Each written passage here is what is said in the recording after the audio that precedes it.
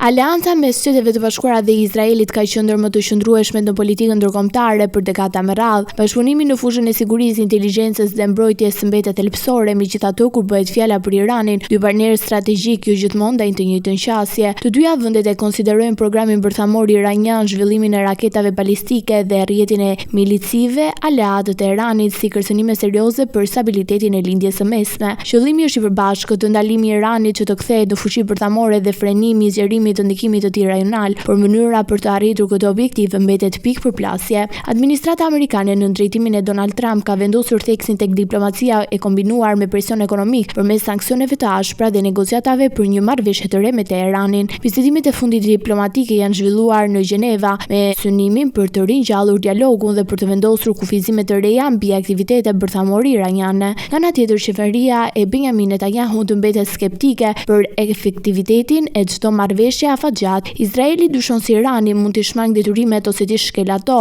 duke konsideruar diplomaci të pamjaftueshme për të garantuar sigurinë kombëtare. Për Tel Avivin, prioritet mbetet parandalimi me çdo kusht i rrezikut, përfshirë edhe opsione më të forta ushtarake nëse është e nevojshme. Këto diferenca janë theksuar edhe më shumë nga zhvillimet e brendshme në Iran, përfshirë protestat e fundit dhe shtypjet e tyre, si dhe nga kontaktet intensive mes dy liderëve. Megjithatë, pavarësisht dallimeve taktike, bashkëpunimi mes SBA dhe Izraelit mbetet vendimtar për balancat e sigurisë në rajon dhe për çdo hap të ardhshëm diplomatik.